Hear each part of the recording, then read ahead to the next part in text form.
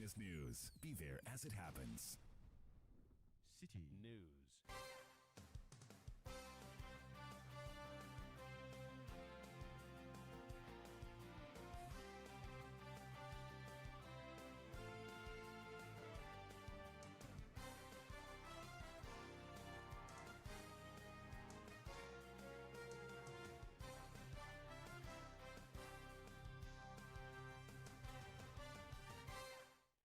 .3 City FM. Hello, good evening, and welcome to Eyewitness News, coming to you live from our studios here in Accra. I am Sammy Wiafe, and tonight I'm here with Ajibi Wiafe Akinti. Coming up in the next 1 hour 30 minutes.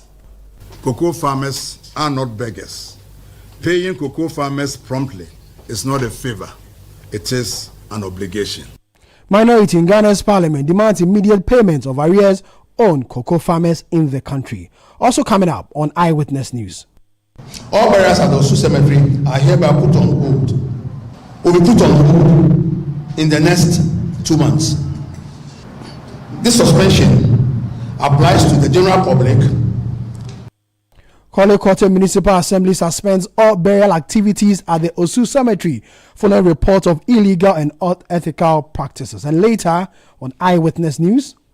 It is not something that we prayed for. Our prayer was for the conviction to be set aside. But in the wisdom of the courts, he has upheld the conviction and rather reduced the sentencing from 15 years to 1 year.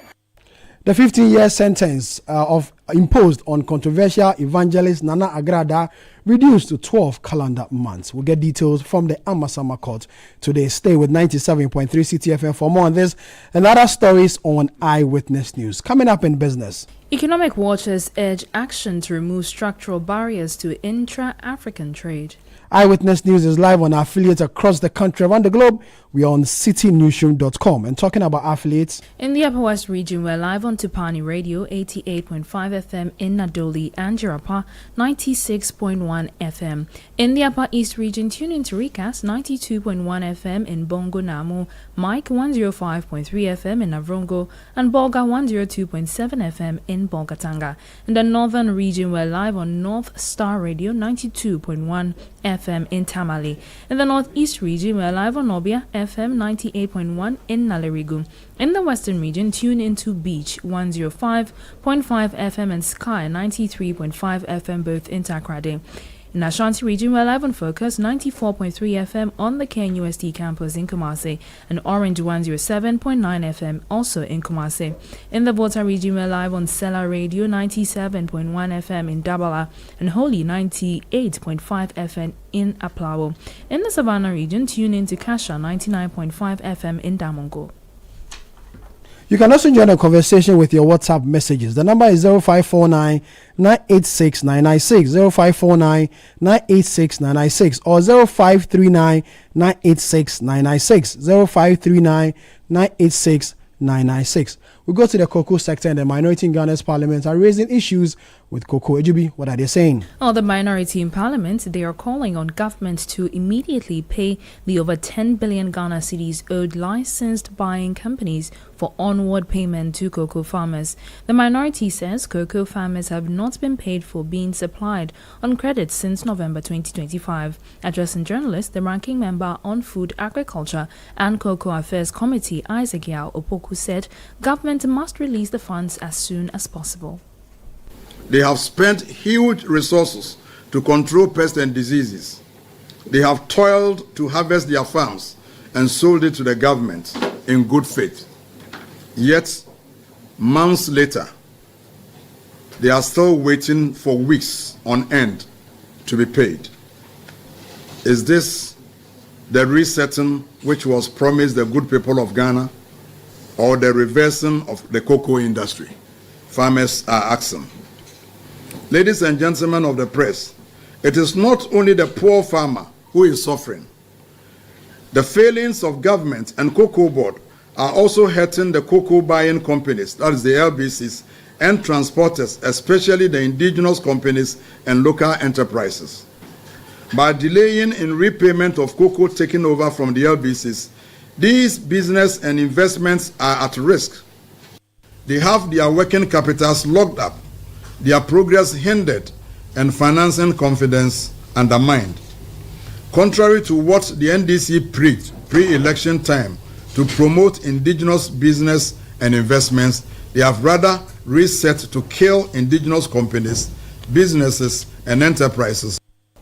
You heard Ranking Member on the Food, Agriculture and Cocoa Affairs Committee, Isaac Yaopoko. Let's get more on this particular issue. Kojo Opon Kroma, he's the ranking on the Economic Committee and he's a member of Parliament for the Ofuase Ribi constituency. Kojo, good evening. Thank you very much for your time. What kind of picture is the minority trying to paint within the cocoa sector? Well, we're only drawing government attention to a very harrowing situation across the cocoa growing communities in the country. The estimate is that between 800,000 and 1 million cocoa farmers exist in Ghana today. And the fact on the ground, particularly for those of us from the cocoa growing areas, is that from about November last year, cocoa that has been bought from these cocoa farmers is not being paid for by the LBCs. And when we check with the LBCs, they tell us that already about 10 billion cedis worth of cocoa, which they've bought and made available to Cocoa Board is not able to pay for it. And therefore, they are not able to sink any further capital into buying. And so, first of all, we are drawing government attention to the fact that the ultimate responsibility to fund Cocoa Board rests with government.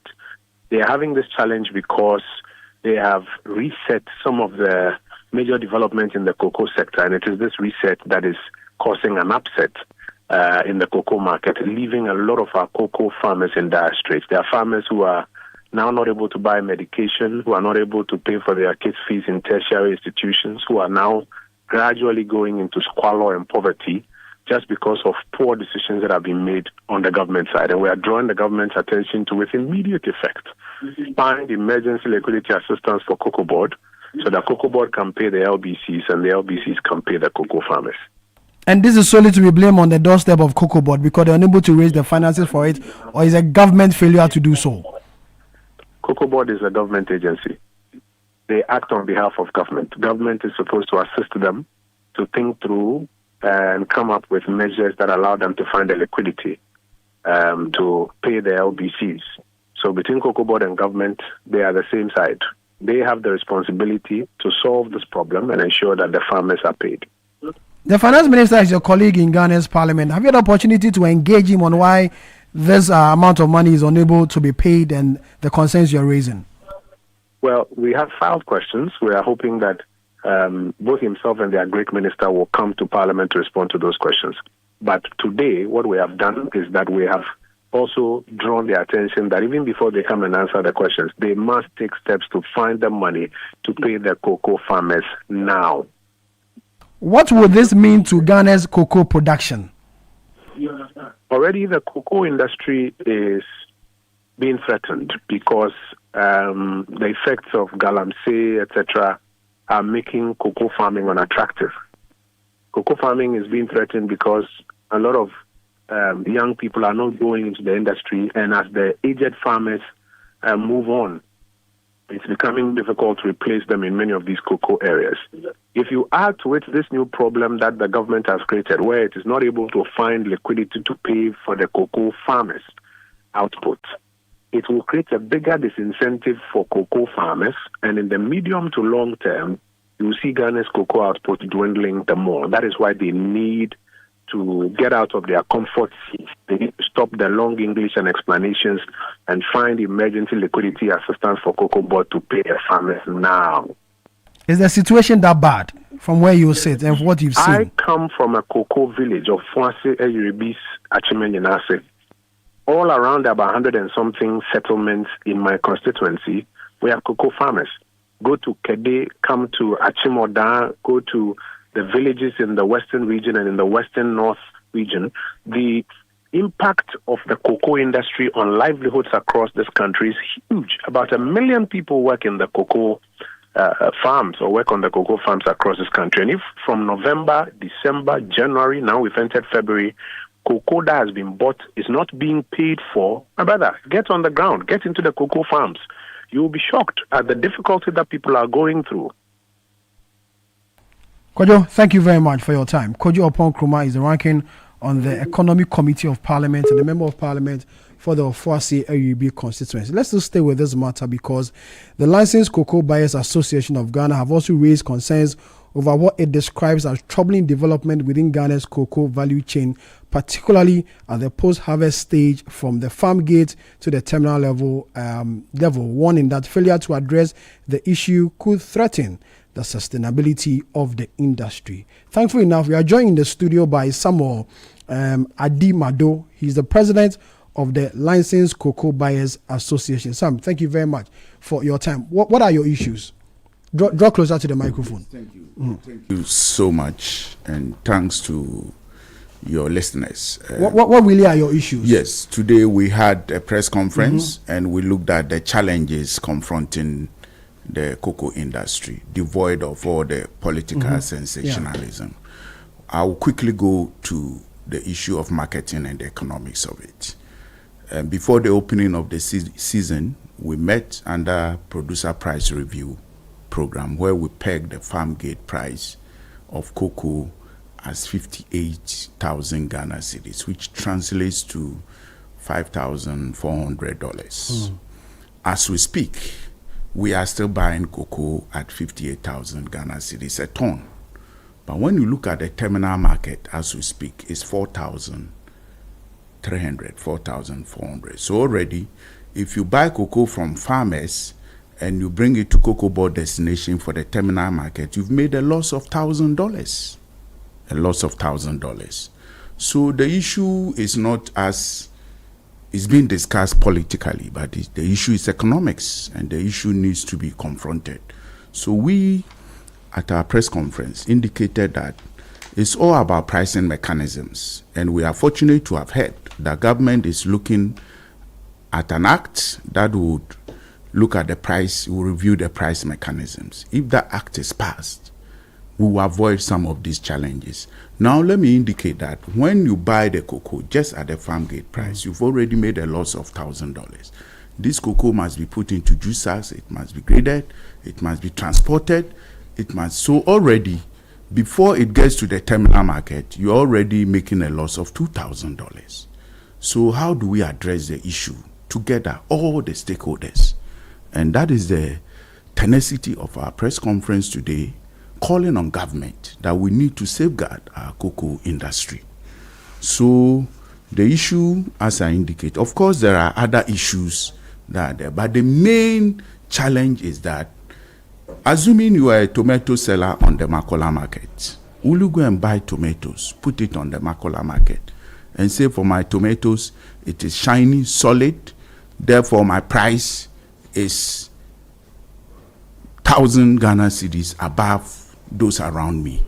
And the irony of the matter is that we are losing our buyers, because our buyers who buy our cocoa says our cocoa is so expensive, they are moving away. And the strange or the risk is that whilst they are moving away, they are getting cocoa that is almost comparable to the quality we have been praising ourselves with. So if it happens this way, then we need to address the matter than the politicization. So our press conference was head-on that we need to engage all stakeholders. We've overpriced ourselves. And have you engaged the stakeholders you talk about? Yes, we this is a press conference that as we have opened the Pandora's box. Is different than engaging stakeholders. Yes, so we will be engaging. Which government is a key part of the stakeholder group that you mentioned. That's right. Have you engaged government on this concerns? So we are going to engage, talk to Cocoa Board, talk to all the. This is the beginning. We just had our press conference a few hours ago. So we are hoping that all stakeholders, of course, including opposition in parliament, will come in. And then as a country, if the country says, yes, buy the cocoa and subsidize the $2,000 and give it to the off-takers, fine. Whatever we would agree to safeguard our cocoa industry is what we are looking for. What picture are we looking at if these concerns you raise are not addressed immediately? What's the picture? Yes, the picture. I believe those who are involved in the business will have a solution.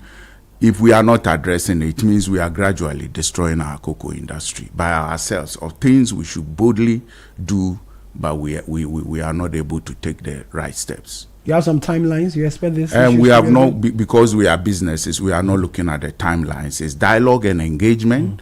so that we can fast track the process. And once we fast track it, we'll be on time. We'll be on time as a major cocoa producing country. Is the situation that bad? Very bad. I mean, as I've given you the example, we don't eat cocoa. We don't eat cocoa. So if already this is the situation, why don't we act on it? And once there is a proposal for price review mechanism, our farmers will never be worse off. Because what it means that when the cocoa price jumped to $10,000, $12,000 a ton, our farmers were not getting the commensurate price. Yeah. And we all knew what was happening a year ago. So once we get the price review mechanism act, whatever price that is on the world market, whatever price that is available for us to go for, our farmers will be better off. And for us, as Lansing's Cocoa Buyers Association, one of our cardinal principles is to make sure our farmers are better off, because we directly interface with our farmers. And once there is an opportunity, of course the situation is worse, but we see an opportunity in it where we encourage government to take the bold step to enact the act on the price review mechanism, so that we will liberate what we have entangled ourselves with, that cocoa price can go down, cocoa price cannot come down. Even if it goes up and the price is fantastic, farmers are not better off. Sam, thank you very much for your time. You are welcome, my brother. Samuel Adi Mado is the president of the Lansing's Cocoa Farmers Association of Ghana. Let's just stay with this matter. This time I get a reaction from the Cocoa Board itself. And speak to Jerome Kweku Sam. He's head of public affairs for the Cocoa Board. Sam, good evening. Thank you very much for your time. I'm sure you had the minority press conference. They say that the Cocoa Board owes cocoa farmers close to 10 billion cedis, and that is making life unbearable for these cocoa farmers. Is that a case? And why are we having this challenge from Cocoa Board? Thank you very much, Yafe. Even if Cocoa Board owed the farmer 1 Ghana cedi, it is an issue to be talked about, because we at Cocoa Board also believe that at no point should the cocoa farmer suffer any consequence or be impoverished, as it were. So irrespective of the amount involved, we are highly concerned as regulator of cocoa. And our primary responsibility is to ensure that the ordinary cocoa farmer is better off. So it is never a justification for me to even begin by saying whether it is true or not, even if it is a cedi or a peswa. I mean, it is incumbent on us to ensure that whatever payment needs to be done, obviously, we'll have to. However, we have situations or reasons that has triggered or occasioned what we are experiencing today. I mean, in the life of Cocoa Board, we've been experiencing several forms of funding the cocoa. Notable amongst these happens to be, the syndication that we used to do. So over 32 years now, we've been exposed to the syndicated facility, which also provides some form of security in terms of funding of the cocoa bean. Quite unfortunately, we were unable to access the syndication in 2024, which automatically means that in terms of security in providing adequate source of funding for the purchase of cocoa, we don't have it. So now, our source of funding has been that the off-taker or the international buyer steps in to do what? Provide some form of funding. It comes with conditions. Condition number 1, the off-taker is telling you, the licensed buying company in Ghana, to be giving his or her money for the onward purchase of the cocoa. Number 2, the off-taker is doing that largely because we were unable to fulfill our contractual obligations to them during the previous previous year. That's the 2023 year. Interview. You understand? So it became an issue. But thankfully, the new administration stepped in under Dr. Randiabi and says that, look, any better manager will tell you that the current financing model that we have at Cocoa Board can never go beyond 2025, 2026. So it becomes imperative, as it were, for us to begin the discussion of a new financing model, which will inure to the benefit of all the stakeholders in the cocoa sector. So that conversation has started. It is quite unfortunate that we've had to be hit with the situation whereby certain payments have delayed. But it is not something that is the doing of COCOBOD, but a cocktail of issues that have come together to resolve what in this. But I'm happy to report to you that as at last 2 days, we've started making some payments to the LBCs. And to the LBCs, we are going to say kudos to them, because these are companies that have gone in for their own sources of funding and have been purchasing cocoa to COCOBOD. And COCOBOD will have to pay these people. And we have started making payment. In fact, November, we made over 6 billion. December, we made over 5 billion payments. And even January, we've made 6 billion.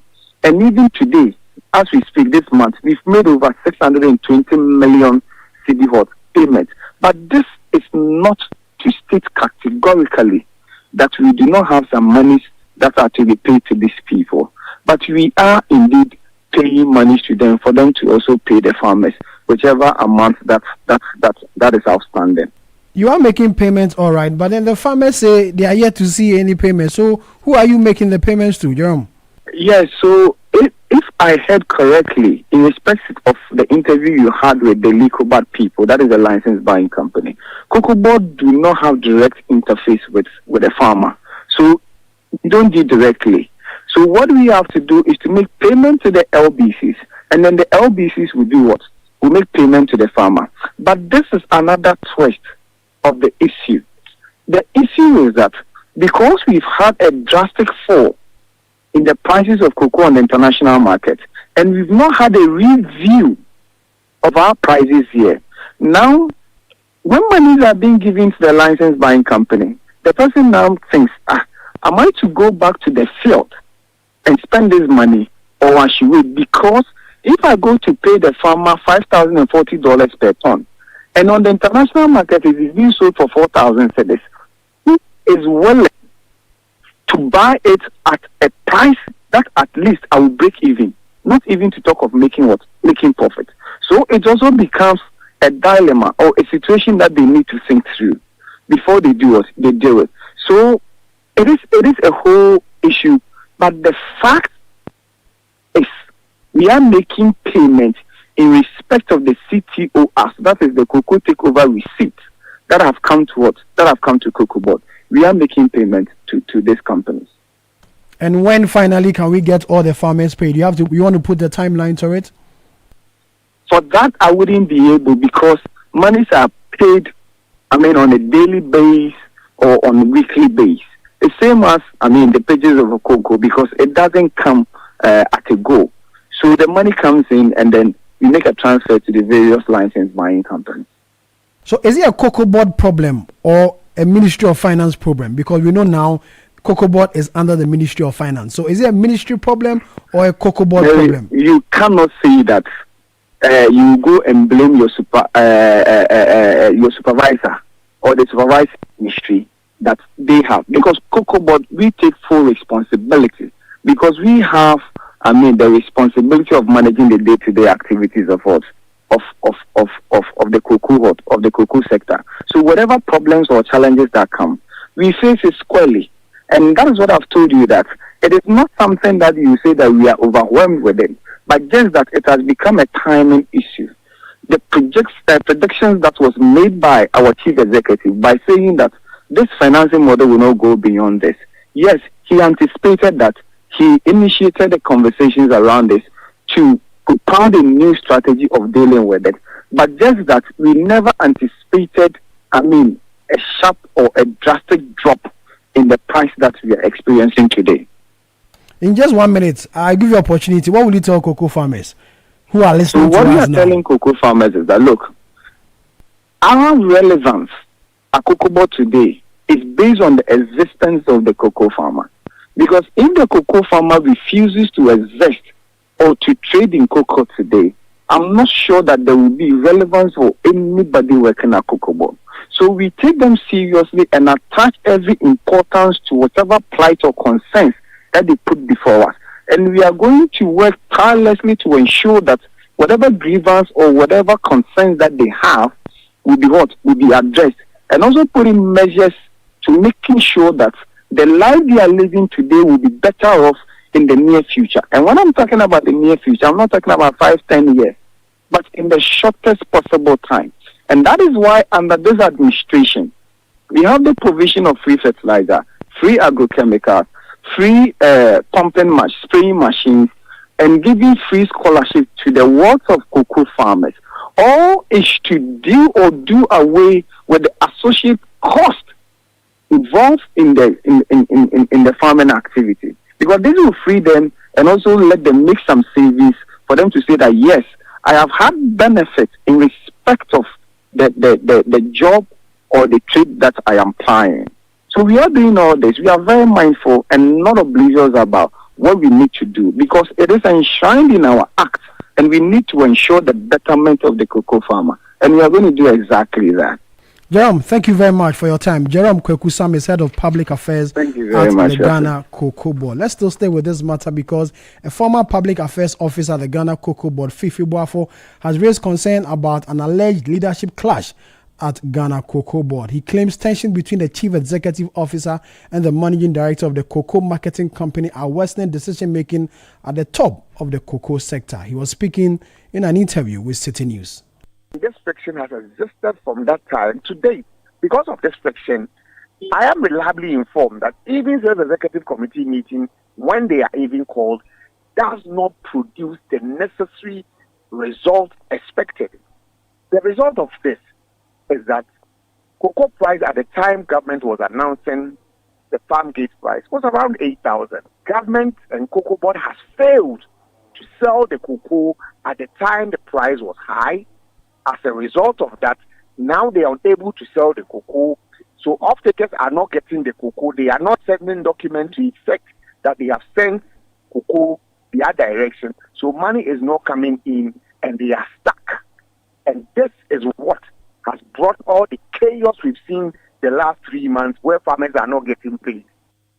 Fifi Boafo is a former public relations officer at the Ghana Cocoa Board. You're still listening to Eyewitness News, coming to you live from our studio here in Accra. We go for a quick break. When we come back, the Claude Cote Municipal Assembly suspends all burial activities at the Osu Cemetery. All burials at the Osu Cemetery are hereby put on hold. Will be put on hold in the next 2 months. This suspension applies to the general public. Eyewitness News. Be there as it happens.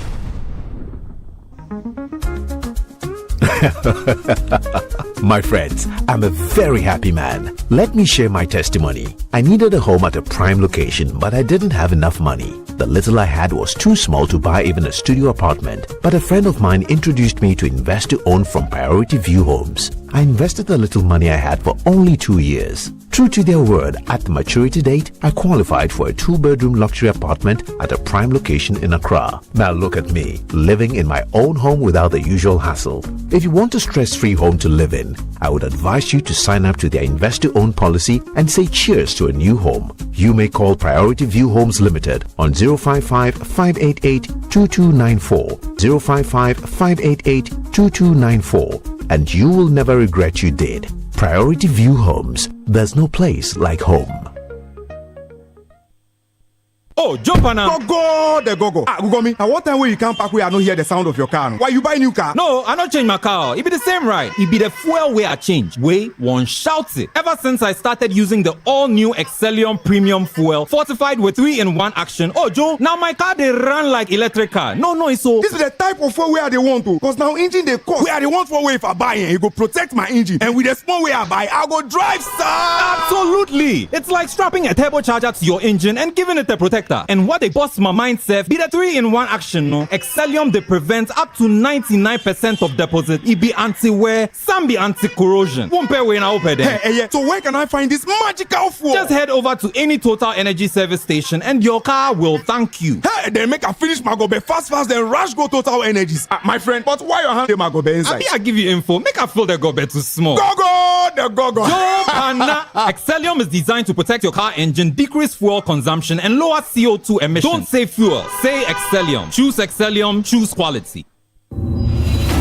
Imagine making or collecting all payments without leaving your chair. Sounds like magic, right? Nah, it's Stanbic Pay. As the Chief Financial Director of SBA Holdings Limited, payments from clients flow like magic through Stanbic Pay. From school fees to utilities, government and statutory payment to investment, insurance payment, Hajj payment, and more. Just log on to Stanbic Pay and you're set for life. No Stanbic account, no queues, no stress, no last-minute panic. Cherish your time and live happier in safety and convenience. Just visit stanbicbank.com.gh or call 030-340-9212 or 055-676-0683 to get started. Let your voice be heard on Eyewitness News on Facebook at facebook.com/City97.3, Twitter at twitter.com/City973, and Instagram at instagram.com/City973 with the hashtag Eyewitness News. You're welcome back. You're still listening to Eyewitness News, coming to you live from our studio here in Accra. A few of your WhatsApp messages. Some tell Cocoa Board to pay the farmers. They are in dire need of their money. They have worked and the country must pay them. Another one from Justin in Kolebu. It says, Sami, leave the minority alone. All they know is talking. The administration of John Mahama and Ato Forsen are working to ensure that the farmers get what is due them. Ni Ayukwe in Osu says, government must pay the cocoa farmers. They are the backbone of the Ghanaian economy. Without them, there won't be Ghana. Last one from Mamiya in Sandema says, the minority is always on point, bringing issues out for Ghanaians to know. This administration is not doing well as people think they are. A few of your WhatsApp message, you can still keep them coming. The number is 0549 986 996 or 0539 986 996. Let's go to the Claudio Quarter Municipal Assembly because there's a major announcement concerning the Osu Cemetery. Ajubi, what are they saying?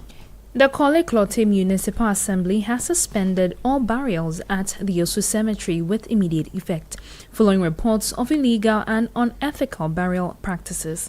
Addressing the press, Municipal Chief Executive Alfred Alotegezi said security personnel will be deployed to monitor the cemetery. He added that the Environmental Health and Sanitation Unit of the Assembly has also been directed to sanitize the premises. Our statement is on the irregular burial practices at the Osu Cemetery.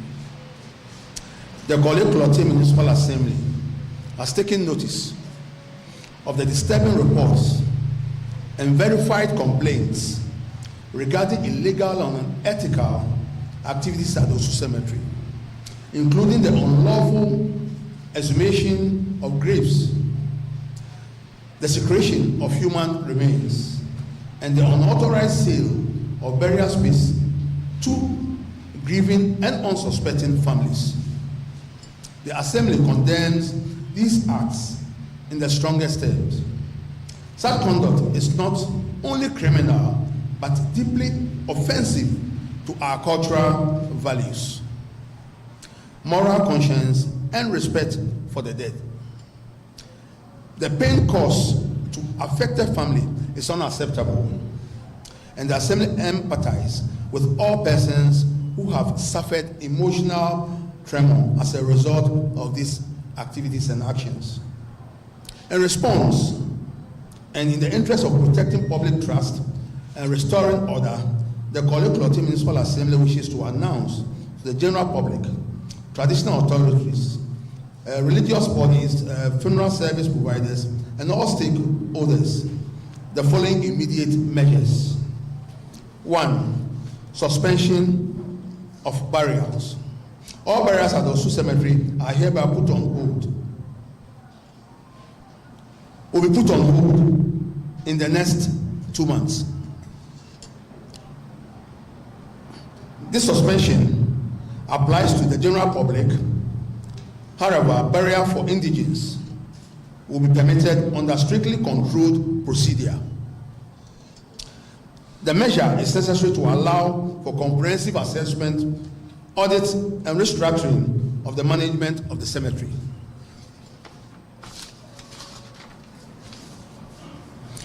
Comprehensive audit of the burial permits.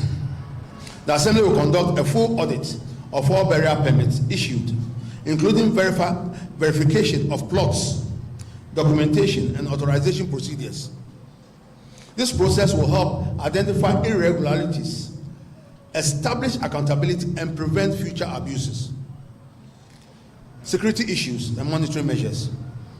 The Assembly will deploy additional personnel and strengthen the on-site supervision to enhance monitoring and security arrangements at the Osu Cemetery.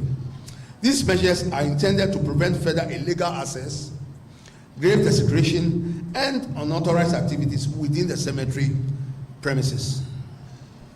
As a municipal chief executive, I hereby direct the Environmental Health and Sanitation Unit to intensify its responsibilities by sensitizing the management of Osu Cemetery, safeguarding the dignity of those laid to rest there.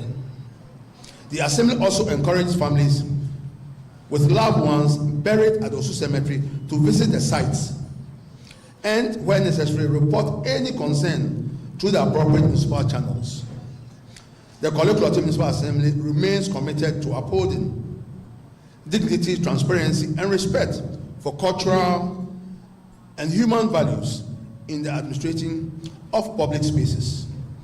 Further updates will be provided as investigation and audit process are conducted. For further information or clarification, the public may contact the Environmental Health and Sanitation Unit of the Koleklote Municipal Assembly. Municipal Chief Executive of Koleklote, Alfred Alotegezi. Let's speak to Engineer Ken Ashigbe. He's the CEO of the Ghana Chamber of Mines because he was the first person to raise this particular issue, and it looks like his concern have resulted in this action taken by the Koleklote Municipal Assembly.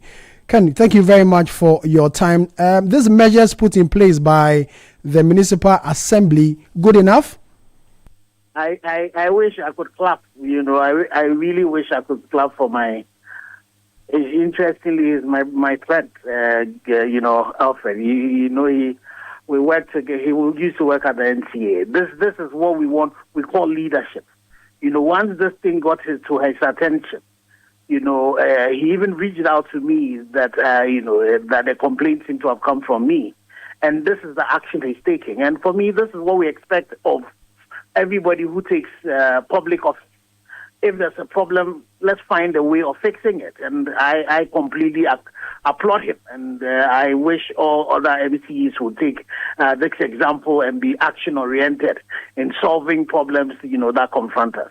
But then there's a caveat, though. Indigenous are allowed or can go in there and perform, the burial rites with guided or measured way. Oh, I think that definitely, for me, it is all about finding ways of resolving challenges. So if you're an so if there's a guided way in which indigents would be, it would just mean that the numbers that would be trooping there would be minimized. And the most important thing is that how are we solving the problem that currently confront us with the cemetery so far as Osu is concerned. And I'm hoping that as this is happening, other MCs are also looking at it, and so that we can take a cue from it. I already am beginning to hear from the ground that something is happening, and people are beginning, to respond to the actions that are being taken up by leadership. So I am definitely sure that if all of us, and I'm happy the media is also following this keenly, if we would also play our role of holding leadership to chair, I am pretty sure that this issue, we would have a solution to it that, would ensure that you and I will be happy about, what Osu would be. When we were growing up, Osu Cemetery was one of the places you wanted to bury yourself. But currently what we're seeing there is not, something that we all should be happy about. I have been in a shock since I experienced, that issue of the attempted exhumation of the body of the old lady. And so I am hoping that the sextons and working together with the Assembly and the Health Directorate and all of that would ensure that the right things are done. The risk of these things that you're doing are enormous. When these exhumations are done, you are not too sure what pathogens are in there that would be exposed. And then there's the cultural significance of our death as well, that the MC was talking about. And if you go to Osu specifically, and you look at the gravestones that are there, the amount of history, the amount of heritage that is in there, it's a place that we need to preserve. It's a place that people should, to be done in such a way that people would want to go there to go and, go to the graves of some of these gallant people who have served this country before. And with all the digital technologies that are available now, we should be able to map out the cemetery very clearly and decide how we're going to do it and be able to ensure that we're apportioning the places well, and also that there's some decorum and some decency so far as the place is concerned. How do you react to people who say that the Osu cemetery is full? Let's close it down and look for another site for burial activities. Well, again, so that would have to be based on evidence. So you would want to ensure it looks like that, because if you go the whole place, but again, I've not explored the whole of the Osu cemetery, so I cannot say I know that for a fact. But it would be based on evidence. That's why, for me, if we take any of the GS systems and we map out completely, we should then be able to tell, what space are available. How do we use that space, and then make sure that we're making the maximum use out of that? But it would only be based if we collect data. Fortunately for you and I, there's technology that's available. There are drones that you could even fly over the place to be able to do the mapping and get it done properly. So definitely we need to look at that. Every cemetery is an exhaustive space, and so you need to plan it properly, to be able to ensure that if it is full and you have to relocate, you relocate. If there's some work that you can do to be able to get you using it, you are able to do that. So I think that work has to be done, and I'm hoping that the MC, once they've done this 2-month moratorium that they would use that opportunity to be able to do all of that work, and so that when somebody comes and is coming to pay for a grave, they can tell exactly, with precision which particular area of the Osu cemetery the person is going to be buried in, and so that then they are sure that it's not as if it's somebody's grave that has been desecrated, that is being sold to somebody else. Engineer, thank you very much for your time. Engineer Ken Ashebe is the CEO of the Ghana Chamber of Mines. This is Eyewitness News, coming to you live from our studios here in Accra. We'll go for a quick break. When we come back, we have more stories. Eyewitness News. Be there as it happens. Oh, jump on now. Go, Gugomi. At what time when you come back, we are not hear the sound of your car? Why you buy new car? No, I not change my car. It be the same, right? It be the fuel way I change. Way one shouts it. Ever since I started using the all-new Excellium Premium Fuel, fortified with 3-in-1 action. Oh, Joe, now my car they run like electric car. No, it's so. This is the type of fuel where they want to. Because now engine they cost. Where they want for way if I buy it, it go protect my engine. And with the small way I buy, I go drive, sir. Absolutely. It's like strapping a turbocharger to your engine and giving it a protector. And what they bust my mind, Seth, be the 3-in-1 action, no? Excellium, they prevent up to 99% of deposit. It be anti-wear, some be anti-corrosion. Won't pay when I open them. Hey, so where can I find this magical fuel? Just head over to any Total Energy service station and your car will thank you. Hey, then make a finish my gobe fast, then rush go Total Energies. My friend, but why your hand my gobe inside? I give you info. Make a fill the gobe too small. Go! Excellium is designed to protect your car engine, decrease fuel consumption, and lower CO2 emissions. Don't say fuel, say Excellium. Choose Excellium, choose quality. Hey, Andrea, challenge these days, new level crowd. Where did you pass? Me, pass somewhere. I just switched for a better life. Hey. I switched for comfort. Look, your salary deserves better. Switch? Yeah. How do you mean? I switched my salary account to Fidelity Bank. Oh, okay. And that's my jackpot. I get higher loan amounts with lower interest rates, as well as personalized financial support. They gave me a loan to expand my side hustle, and the terms are just flexible. Wow. Your salary deserves better. Oh, my salary deserves better. You see the way you are smiling wide? Yes, I will switch and smile wider. Your salary deserves better. Switch to Fidelity Bank today and enjoy lower interest rate, car and home loan, personalized financial support, and a smile that lasts. Switch and smile wider. Fidelity Bank. Believe with us. If I believe with us, Fidelity. If I know I dey your side, Fidelity. Let your voice be heard on Eyewitness News on Facebook at facebook.com/City97.3, Twitter at twitter.com/City973, and Instagram at instagram.com/City973 with the hashtag Eyewitness News. You're welcome back. You're still listening to Eyewitness News, coming to you live from our studio here in Accra. A few of your WhatsApp messages. Nelson in Tema says, good news to hear that the Osu Cemetery will be closed down for the next 2 months. Good job from the municipal chief executive and the assembly. What is happening at the cemetery is not good at all. Sami, I propose that the Osu Cemetery is closed down indefinitely because it's full, and it's about time we get a new cemetery for the people of Osu and the people of Accra. This is Desmond Kale in the UK. And Papani from Nungwa says the Osu Cemetery is full. Finito. Get a new one and stop what you're doing. MCE. Thank you very much for that message. Ejubi has some more stories.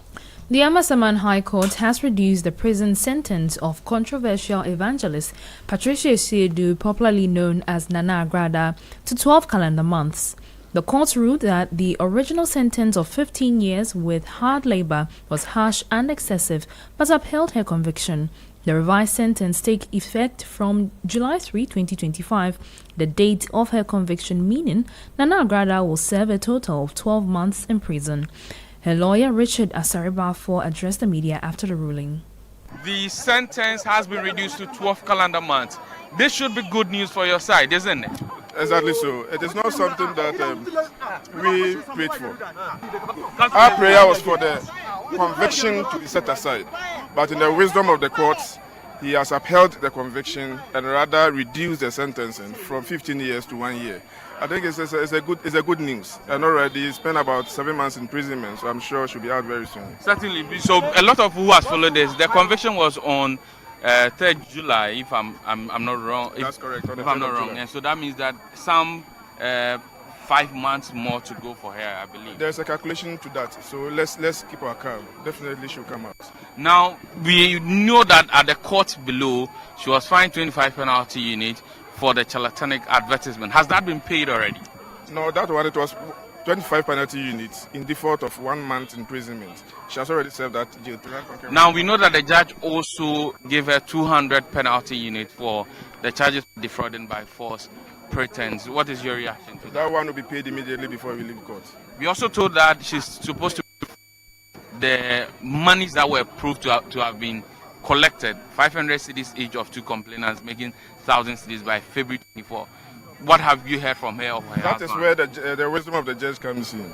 A person is found guilty of having defrauded another person of the sum of 1,000 Ghana cedis and impose an imprisonment term of 15 years. It's clearly ridiculous. So that has been set aside, and the 1,000 cedis is not something that cannot be paid. Indeed, it will be paid today before we leave here. For a lot of people who have followed this, who have been loyal persons who believe in the evangelist Patricia Siedu, what will the legal team say to them for the support all this while? It has been a very stressful past few months, but we are believing in our case and staying true to us. From day one, we have maintained that the 15-year jail term was too excessive, and today the court has spoken, and that is it. The law is what it is. What will you say to someone who says that even after everything, though it has been reduced, even if she finished serving it, she remain an ex-convict? How would that have on her own calling as a minister of the Lord? There are so many. If you read the Bible, there are several of them that went into jail. But eventually, that doesn't change the calling on them. So he's not the first person to be jailed. We have so many prominent figures in Ghana and even outside Ghana who were once, at a point in their lives, were jailed. You heard counsel for Nana Agrada, Richard Asaribafor, speaking to correspondent at the court, Hansen Ajimai, earlier today. Away from the legal team of the Ashanti Regional Chairman of the New Patriotic Party, Bernard Echiboisiako, says it will file a submission of no case to answer in the Summer Boy trial. The prosecution has closed this case after 4 witnesses testified over allegations of unlawfully assigning a mining concession. Speaking to City News, one of the lawyers, Enoch Afakwa, says the defense is confident that their client has no case to answer.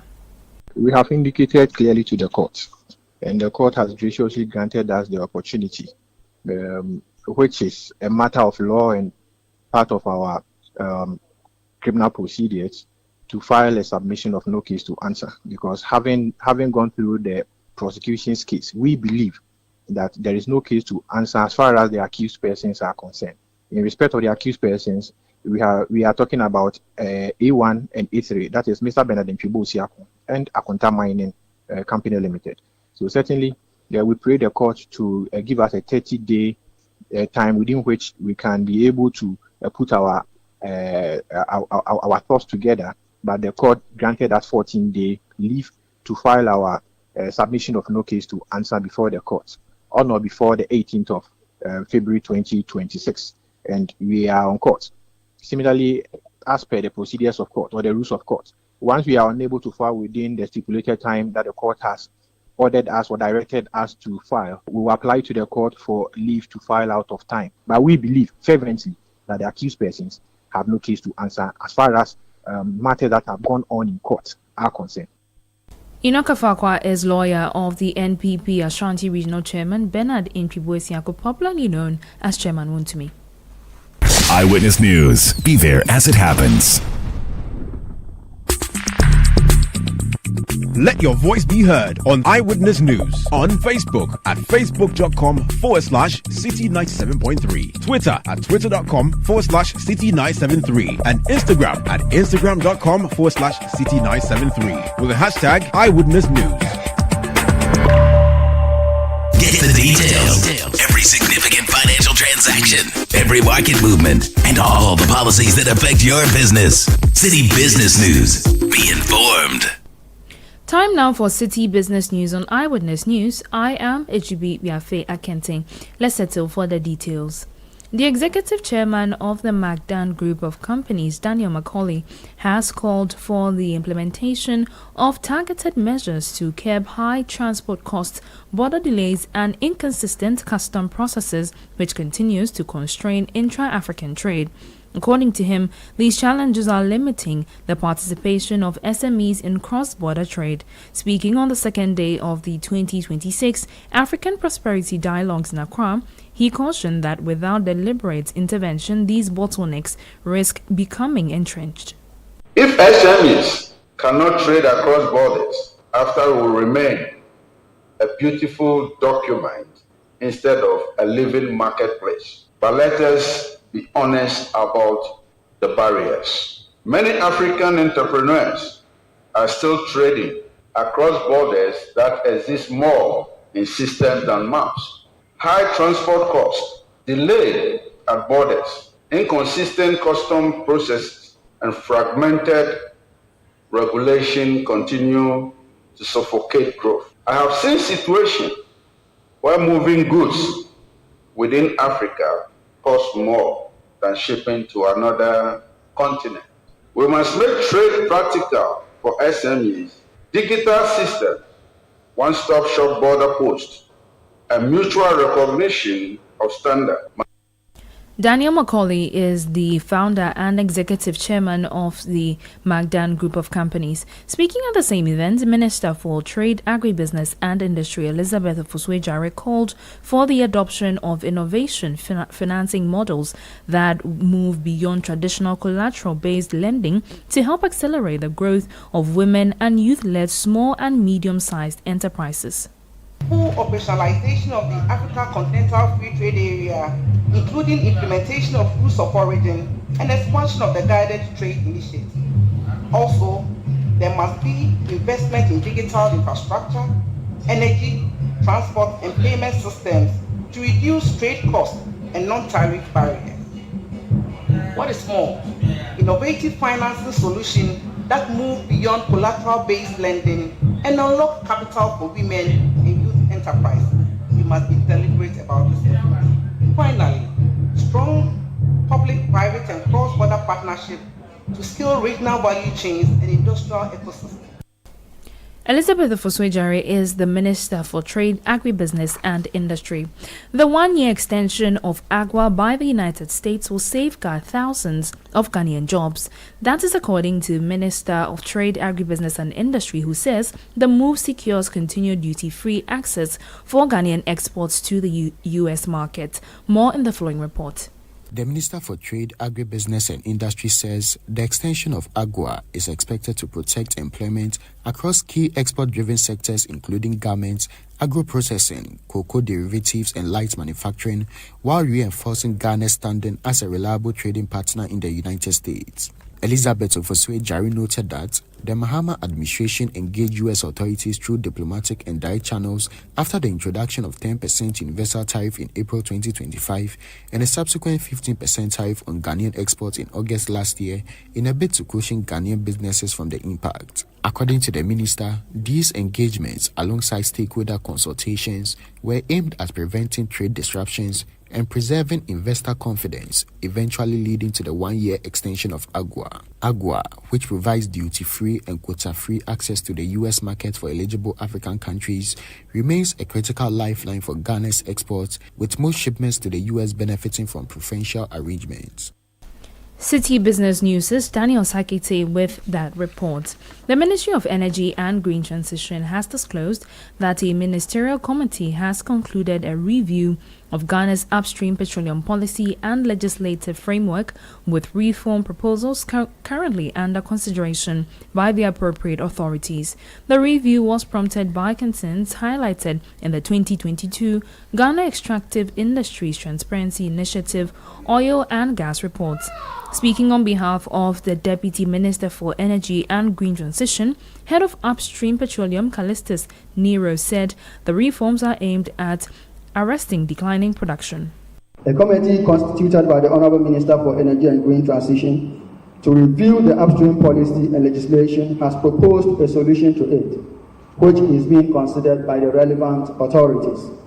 The policy and legislative review exercise also aims to ensure global legal and regulatory certainty and a competitive fiscal regime, as well as to enhance the governance of the sector to avoid a recurrence of past undesirable occurrences in the industry.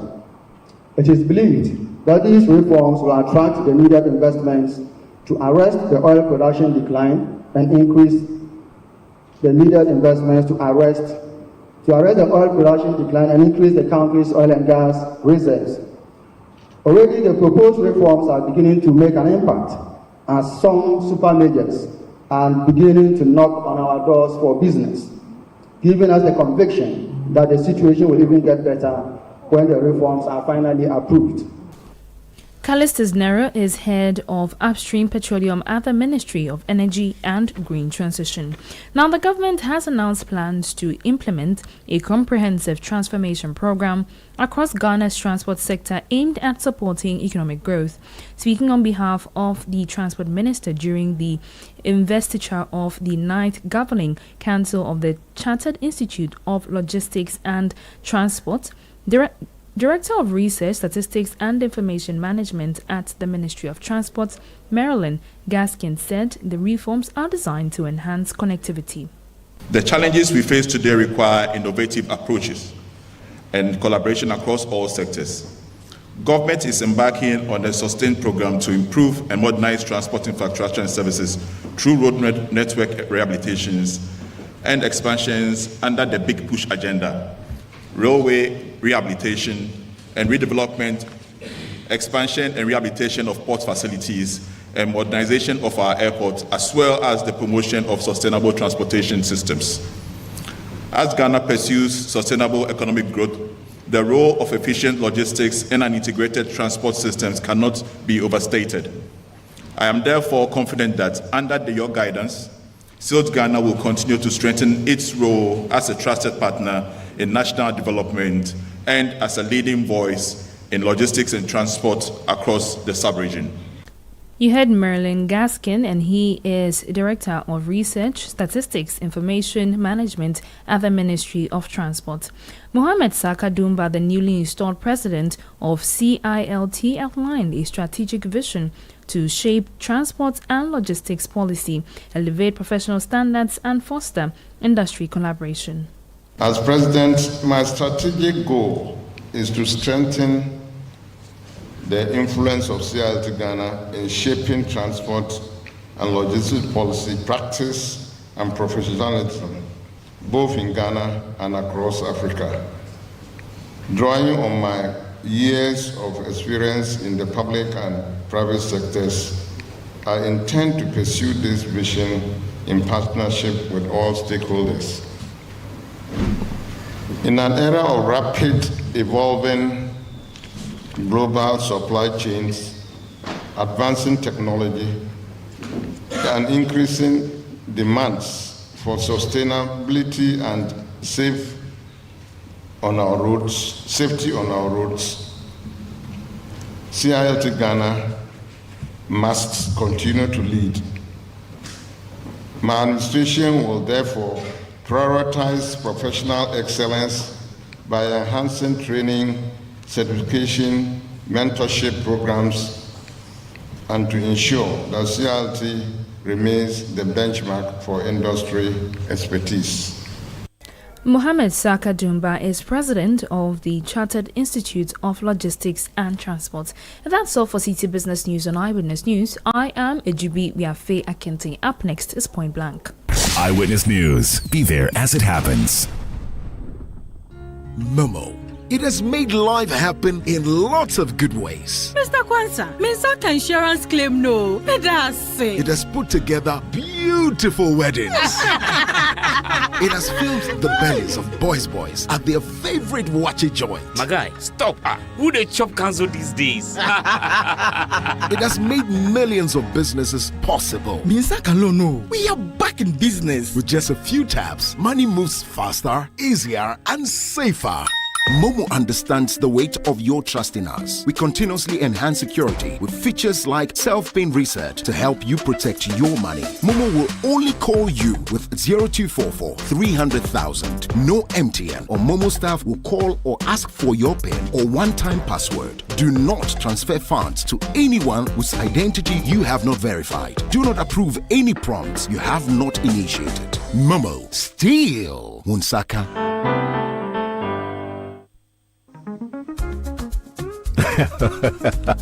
My friends, I'm a very happy man. Let me share my testimony. I needed a home at a prime location, but I didn't have enough money. The little I had was too small to buy even a studio apartment, but a friend of mine introduced me to invest to own from Priority View Homes. I invested the little money I had for only 2 years. True to their word, at the maturity date, I qualified for a 2-bedroom luxury apartment at a prime location in Accra. Now look at me, living in my own home without the usual hassle. If you want a stress-free home to live in, I would advise you to sign up to their invest-to-own policy and say cheers to a new home. You may call Priority View Homes Limited on 055-588-2294, 055-588-2294, and you will never regret you did. Priority View Homes. There's no place like home. Hey, Auntie Akos. My momo is finished, but I still want to buy some pepper. Hey, you are still stressing. You haven't heard about Extra Balance from Forms Capital? Extra Balance? Which one is that? It's a good way to get a small boost for your momo wallet when the pockets are dry. Extra Balance will give you a little extra money to sort yourself out till your next top-up.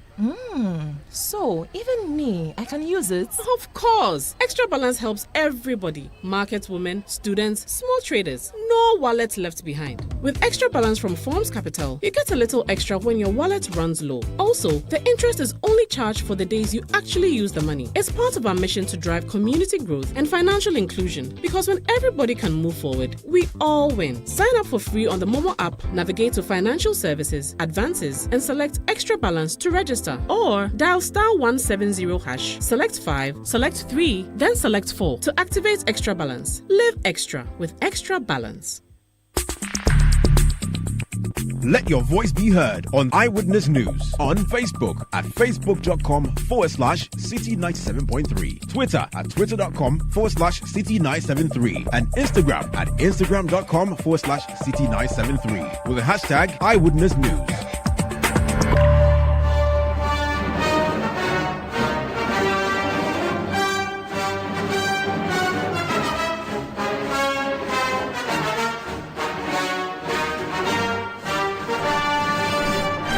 You're welcome back. You're still listening to Eyewitness News, coming to you live from our studios here in Accra. This is Point Blank. On Point Blank tonight, we go to Parliament. The House resumed on Tuesday.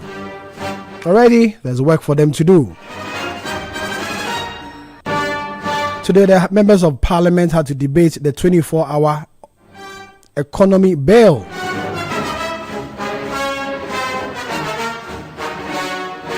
A major campaign promise of President John Dramani Mahama.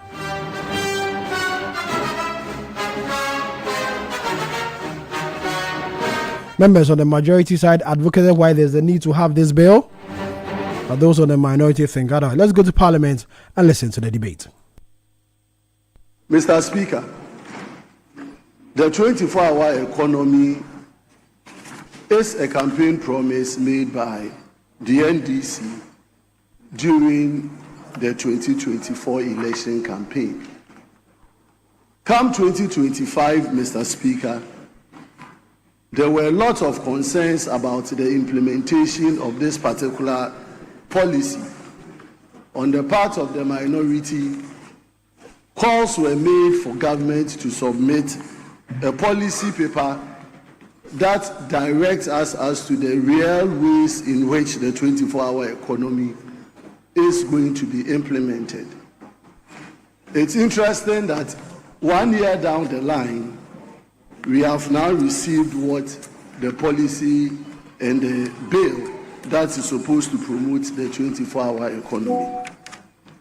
Mr. Speaker, having looked at the report of the committee, a lot of teething and interesting questions arise.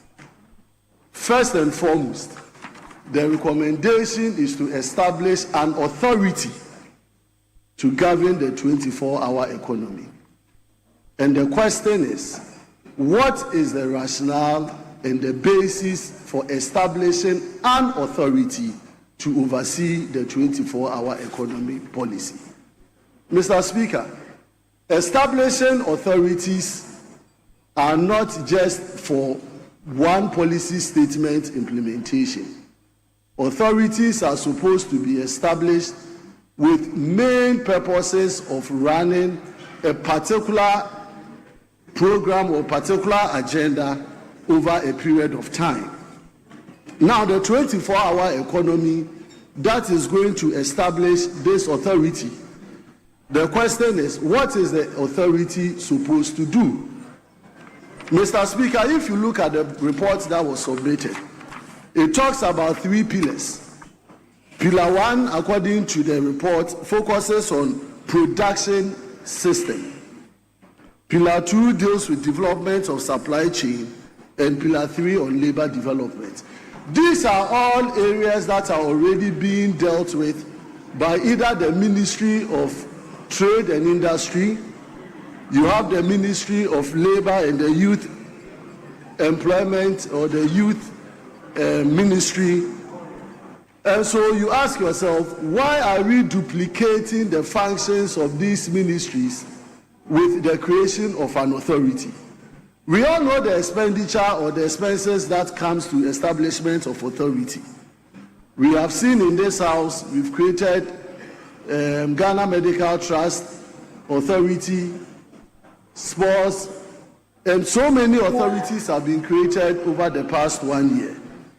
But this particular 24-hour economy authority that is being proposed, Mr. Speaker, I find it very challenging, because it is going to complicate the works that are and duplicate the works that are already being done by the Ministry of Trade and the Youth Employment, or the Youth Ministry for Youth. So, Mr. Speaker, the Secretariat, according to the report, is supposed to also mobilize capital through the banking sector to finance critical value chains under the program. Why would the authority that is supposed to be established be given mandate to mobilize capital to finance critical value chain under the program? I find it also very alarming and interesting, because as we speak, the funding or the financing of government projects is at the behest of the Ministry of Finance. And so it is very problematic, once again, the direction in which this particular 24-hour economy is being looked at. Mr. Speaker, If you look at development of human capital again, as the report raised, it says that it is going to be anchored on job creation, which is supposed to be done by TVET and STEM to develop the skills. TVET and STEM are already established institutions, and they already have their drawn programs. So why are we creating another 24-hour economy authority that is supposed to use the same TVET already established, the STEM program, to develop skills? This is already there. And so for me, Mr. Speaker, if not for purposes of achieving a political gain or objective, or trying to play to the public gallery, that for whatever reason the 24-hour economy bill has been passed or a policy document has been submitted, the entirety of this particular 24-hour economy is already being done in Ghana by different sectors of the ministries, departments, and agencies. And so it's a duplication role, and we are going to take taxpayers' money that can be used for other developmental objectives of this country, is going to be used to establish an authority, is going to be used to pay for CEOs, it is going to be used to pay for board members, it is going to be used to pay for other officers who already we have the framework in terms of our government architecture to deliver on this particular mandate. We are not, it's a policy or it's a campaign promise. It is for the government to deliver and redeem it. So nobody would have the grounds for you to do it. But to channel other purposes or vehicles like an authority and use taxpayers' money that can be used to develop other essential parts of this economy just to establish an authority for this purpose, I find it very unnecessary, Mr. Speaker. To end, Mr. Speaker, the document that we are being looked at, or the report, never spoke about the 1-3-3 shift. The document never spoke or gave direction that the 24-hour economy is going to run the shift, whereby various particular specific areas are going to run 8-hour shifts. It's one particular job is going to create 3 jobs. That particular promise that they gave within the 24-hour economy is missing in the document or the report that is being provided before us. And so, Mr. Speaker, to end, I am of the humble opinion and view that the 24-hour economy, yes, the report is before us. I don't see any reason why we should use taxpayers' money to establish another authority to burden the taxpayer in paying for CEOs and board members whose functions already are being handled by various ministries, departments, and agencies. And so, Mr. Speaker, without more, I will say that yes, the government is running away from its own shadows, and now the chicken has come home to roost. So they should go ahead and do the 24 hours, but they shouldn't burden taxpayers by establishing an authority to run it. Mr. Speaker, I thank you for the opportunity. Thank you so much. Honourable members, I'm not to take part in the debate, but I'll ask a rhetorical question. We have Ministry of Agri. Well, very well. I'm asked not to ask the question. I'll give the floor to Honourable Adongo.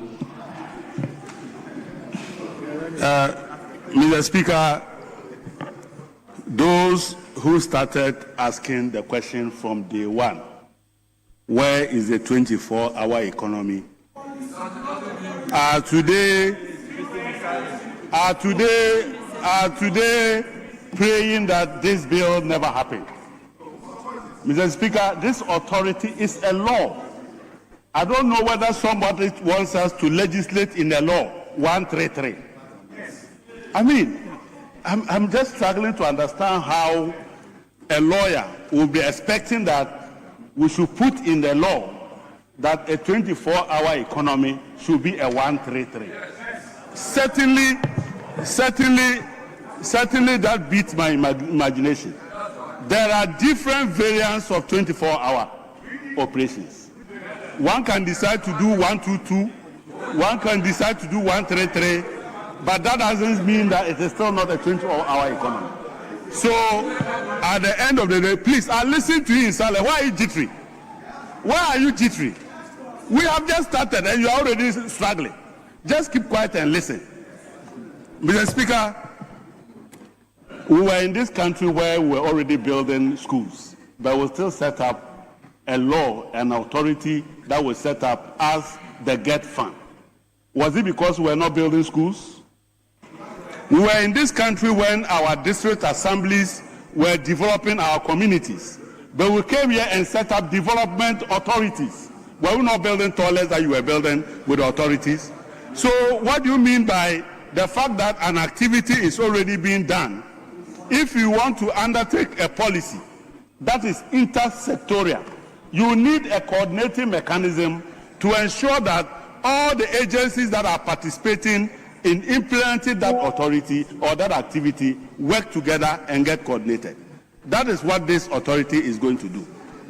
Because when we say 24-hour economy, 24-hour economy is not the same as agriculture. It is not the same as industry.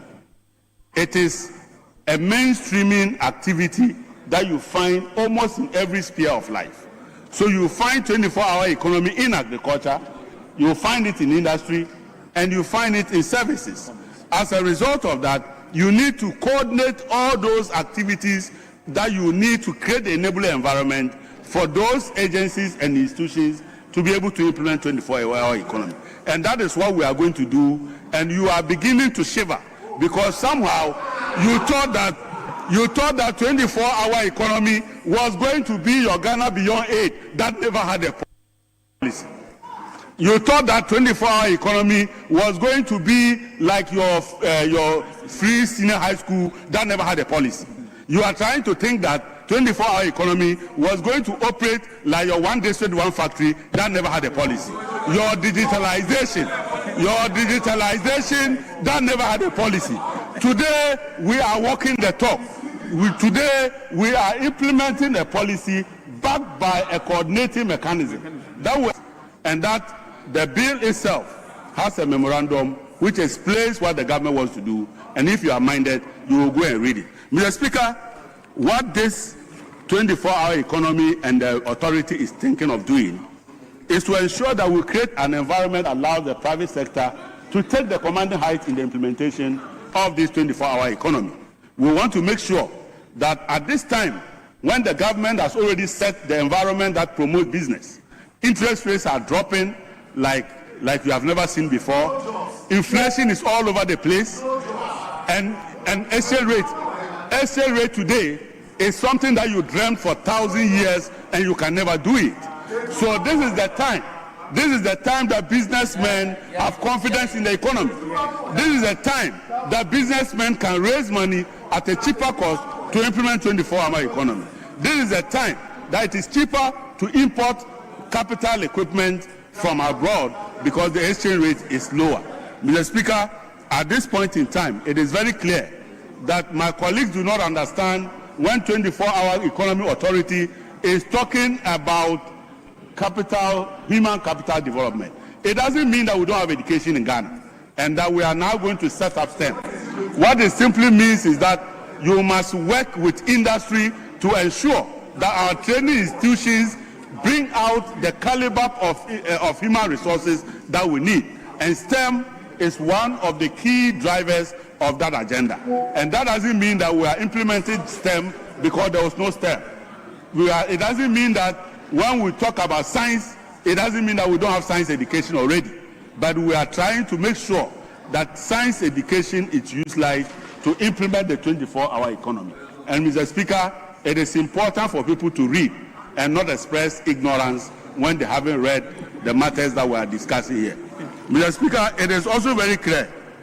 It is also very clear that by the time we finish passing this bill, we would have an enduring coordinating mechanism that will plan, that will organize, and that will make sure that the funding of 24-hour economy is provided to achieve the objectives for which His Excellency promised the people of Ghana.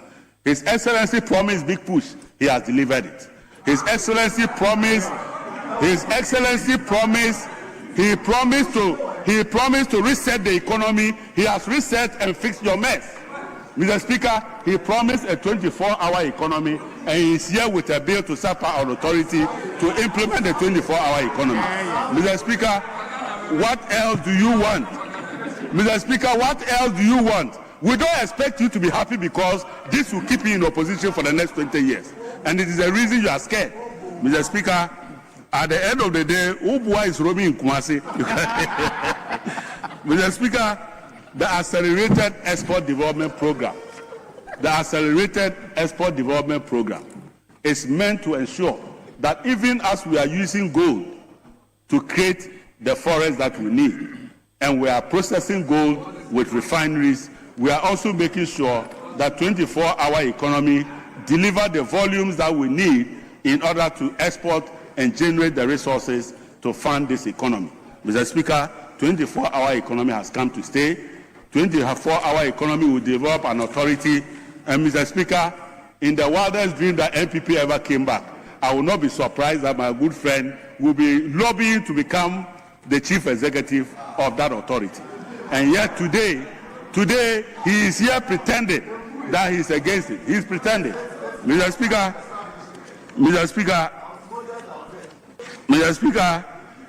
I now understand why they wanted to raise quorum.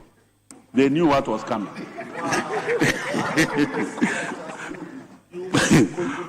Mr. Speaker, when we were talking, I was quiet. You see, if you cannot fight them, you simply join us. We have more seats. Come and join us. It is not about shouting. It's about listening to me and listening to wisdom. That is what I did when I was listening to you. It's the reason I noticed that you didn't read the memorandum. If I hadn't listened to you, I wouldn't have known that you were speaking out of ignorance.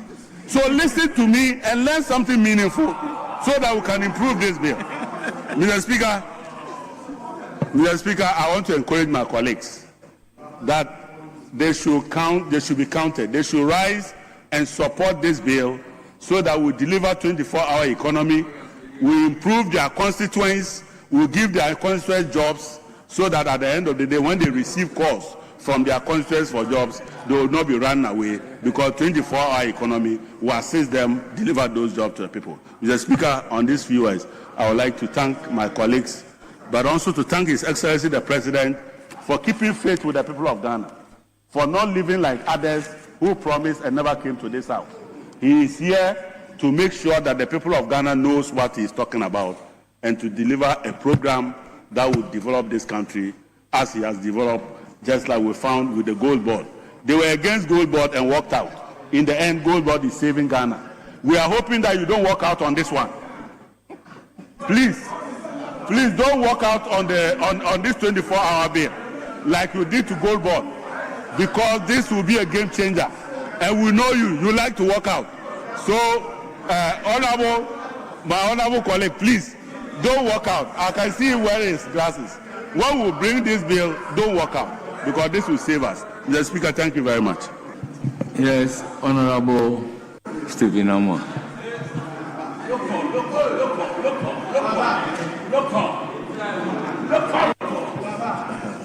Mr. Speaker, I thank you for this opportunity, and I thank those who are trying to, in attempt to fulfill most of the campaign promises that were not preceded with any research, collected data with any integrity, but just for people to think they said and they are doing it, even though they are dysfunctional to the performance of our republic, making an attempt in a way. But Mr. Speaker, I was thinking it is time we dealt away with some of these policy cliches that have not helped us as a country.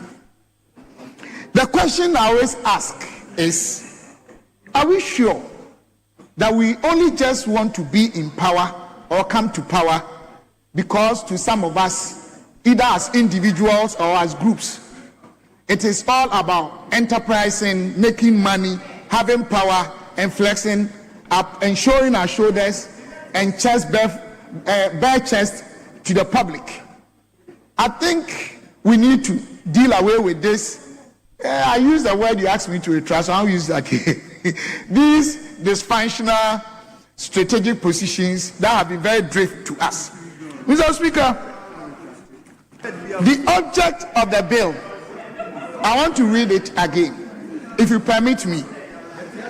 The object of the bill is to establish the 24-hour economy authority to ensure the integrated sustainable transformation of national systems for economic production, supply chain, marketing, and labor power development, and to provide for related matters. Mr. Speaker, I want to ask them, what do they mean by 24-hour economy? Mr. Speaker, it entails business operations, public services, agriculture, running these areas continuously 24/7 across day and night.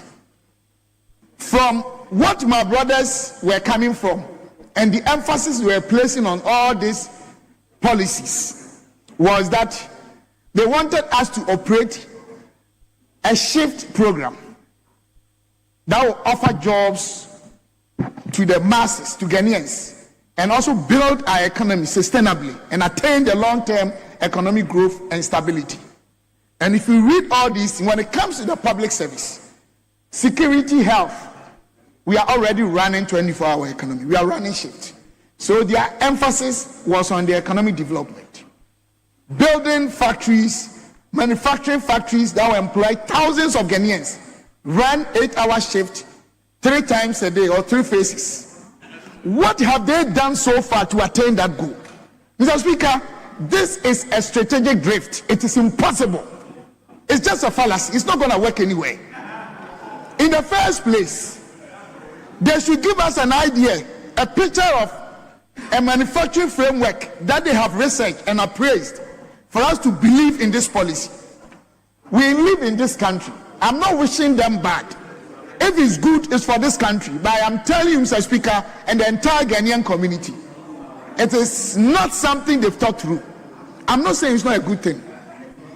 Mr. Speaker, the 24-hour economy my brothers from the NDC side are talking about, they have no idea about what they want to do. I'm being honest with you. If you go to most of the developed economies, when they are talking about 24-hour economy, go to China, go to the European countries, go to Latin America, go to Northern Americans, you see manufacturing industries. The ecosystem is so effective and efficient that thousands of young people from that country are working. Is that what they want to tell us? Mr. Speaker, this whole political gimmicks and propaganda to deceive voters, I think we should have a new paradigm shift. We need to redefine our corporate focus as a country and the reasons why we are in politics. We should be getting tired of some of these propaganda, communist inferior tactics, machineries that they are dishing out to the people. Mr. Speaker, then you have to come to another issue that I'm surprised. Once again, they want to do this to help build a very productive economic framework. Are you dealing with our dwindling fiscal space, our policy framework?